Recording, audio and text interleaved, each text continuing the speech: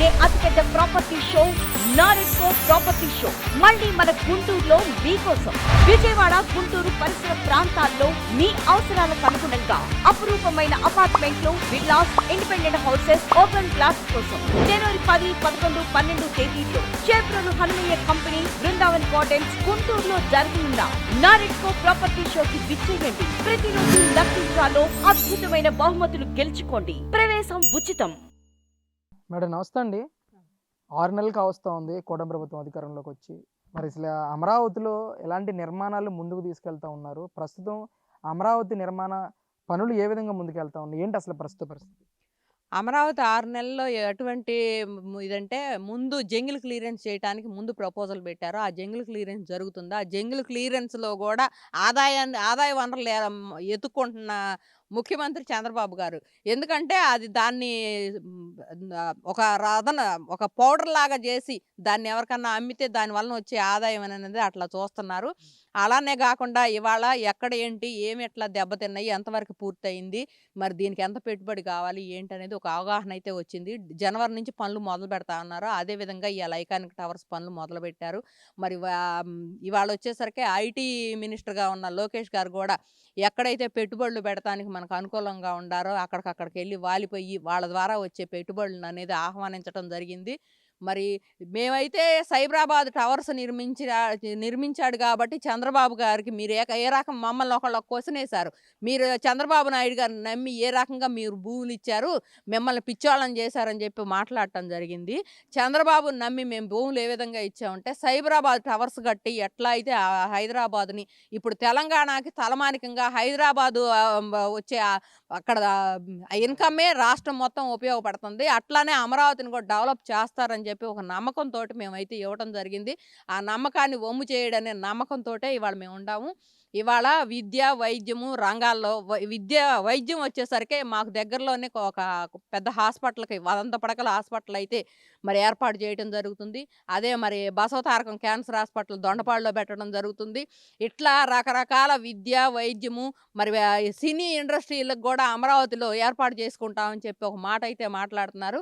అదైతే ఇంకా ప్రపోజల్ ఏం పూర్తయినట్లేదు. ఇంతవరకు వైద్యం, విద్య మాత్రం కంపల్సరీగా ఇక్కడ పెట్టడానికి సిద్ధపడి కొంతమంది మొదలుపెట్టారు. ఇక్కడ పనులైతే అభివృద్ధి పదంలో బాగానే జరుగుతున్నాయి. కాకపోతే ఈ పనులు జరగకూడదు, వీళ్ళ మీద విషం జమ్మాలి, ఇంత క్రితం జమ్మిన విషం ఇంకా చాలలేదని చెప్పేసి వరల్డ్ బ్యాంకుకి లెటర్లు రాయటం అయితే జరుగుతుంది. వాళ్ళు కూడా వినే పరిస్థితుల్లో లేరు. మరి ఏంటి అని అంటే ఇక నన్ను ఎవరు ఏం పట్టించుకోవట్లేదు, నేను ఇక్కడ ఉండను, లండన్ వెళ్ళిపోతానని చెప్పేసి బయలుదేరి కోర్టు దగ్గర అనుమతి కోరితే అయ్యా నీకు పోవటానికి ఇల్లేదు, నువ్వు ఇక్కడే ఉండాలని చెప్పేసి నీ పాస్పోర్ట్ గీస్పోర్ట్ మా హ్యాండ్వర్లోనే ఉండాలి, నువ్వేదన్నా ఎటన్నా వెళ్ళాలంటే నువ్వు ఇంత క్రితం ఎప్పుడైతే మాట్లాడితే డబ్బు, ఆ అంటే డబ్బు, ఊ అంటే డబ్బు అని రాష్ట్రాన్ని దోసుకున్నావో ఆ డబ్బు కొంత పెట్టిపోవాలని చెప్పేసి ఏదో మాట్లాడేసరికి పాప మా అబ్బాయి మేలకొని ఊరుకున్నాడు. ఇప్పుడు ఎటూ పాలుపాక మా మీద విషం జమ్మి మా ప్రాంత ఎంపీ అయిన నందిగ సురేష్ ఎంత విషం జమ్మాడో, మా మీద ఈ రకమైన రాళ్ళు వేయించి మమ్మల్ని ఏం చేశాడో, ఇవాళ భగవంతుడు అనేవాడు ఒకడు ఉన్నాడు అని అంటారు కదా, ఆ భగవంతుడు ఉన్నాడు, చూస్తానే ఉన్నాడు, అప్పటికి ఇప్పటికి చూస్తానే ఉన్నాడు.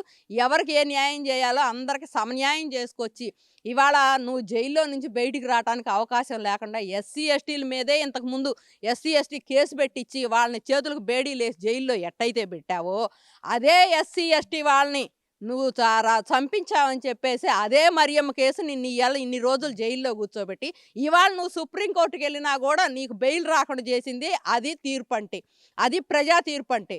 అందుకని చెప్పేసి ఎప్పుడైనా మనం కీడెంచి మేలేంచాలి కానీ నువ్వు ఎప్పుడైతే మాకు అపకారం చేయాలని చూసావో ఆ అపకారం మాకు చేయలేదు, నీకు నువ్వే చేసుకున్నావు. అది గమనించి ఎవ్వరు కూడా ఎక్కువ తక్కువ మాట్లాడొద్దని, ఇవాళ సోషల్ మీడియా పరంగా కూడా చెడు పోస్టులు చేయొద్దు అని చెప్పేసి అక్కడికక్కడ బ్యానర్లు చూస్తే మాకే విజన్ ఉన్న నాయకుడు అని అంటే ఏమో అనుకున్నాము.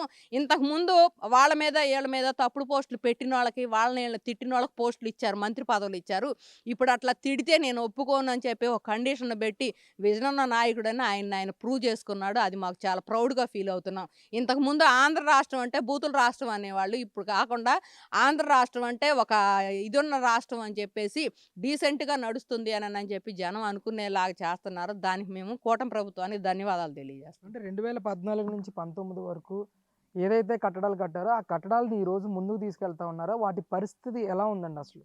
అప్పట్లో ఒక్క ఇటుక పెట్టలేదు, ఒక్క ఇటుక పెట్టలేదు. మరి ఇయన్నీ గ్రాఫిక్స్ అనని అన్నారు. ఇయాల ఈ గ్రాఫిక్స్ కాదు 90% అయిపోయిన బిల్డింగులు వాటిని ఆ 10% కూడా పూర్తి చేసి ఎవరికి ఇవ్వాల్సిన బిల్డింగులు మరి ఎమ్మెల్యే, ఎమ్మెల్సీ క్వార్టర్స్ కానీ, సీఆర్‌డీ ఆఫీస్ కానీ, సీఆర్‌డీ ఆఫీస్ రేపు ఫిబ్రవరికి పెట్టారు. లాస్ట్ డేట్ ఫిబ్రవరి 120. మేము అప్పుడు మామూలుగా సీఆర్‌డీఏలో ఒక మీటింగ్‌కి పోయినప్పుడు 120 రోజుల్లో సీఆర్‌డీ ఆఫీస్ పూర్తి అవ్వాలన్నారు. ఫిబ్రవరికి టార్గెట్ పెట్టుకున్నారు. అదే టార్గెట్ ప్రకారం రీచ్ అవుతారు. మరి ఎందుకంటే మా సీఆర్‌డీఏ కమిషనర్ గారు కూడా ఒక మంచి ఐపీఎస్ ఆఫీసరు. మరి ఆయన ఇదిలో కూడా నేను చేస్తాను నమ్మకం కలిగించాడు. ఇప్పటి 400 మెగావాట్లతోటి మరి కరెంటుది సబ్‌స్టేషన్ ఒకటి ఇక్కడ మొన్న ప్రారంభించారు. అట్టానే మిగతా అన్నీ కూడా చెప్పిన వాగ్దానాలన్నీ 135 కేంద్ర సంస్థలైతే మేము ఇక్కడ పెడతాము అన్నదానికి, ఆ పెట్టిన దానికి ల్యాండ్ ఇచ్చేస్తే మొత్తం ఒక సమూహంగా ఆ 135 ఎకరాల్లో ఒక కాంప్లెక్స్ లాగా మొత్తం నిర్మించేటట్టు కూడా వాళ్ళు కూడా ఒప్పందం అయ్యారు. అమరావతి, ఆంధ్రప్రదేశ్ వైపు ఇప్పుడు జనం చూసేటట్టుండారు. మరి మేము పెట్టుబడులు పెడితే మళ్ళీ జగన్ రాడు అని నమ్మకం ఏంటంటే, రాకుండా చేయాల్సిన బాధ్యత ప్రజల్లో ఉందని చెప్పి ప్రజలకు ముందు విజ్ఞప్తి చేస్తున్నాము. ఆంధ్రప్రదేశ్‌లో జనము బాగుపడాలంటే మాత్రం మనం ఆలోచించి ఓటేయాలని చెప్పి మాత్రం మనవి చేసుకుంటున్నాం.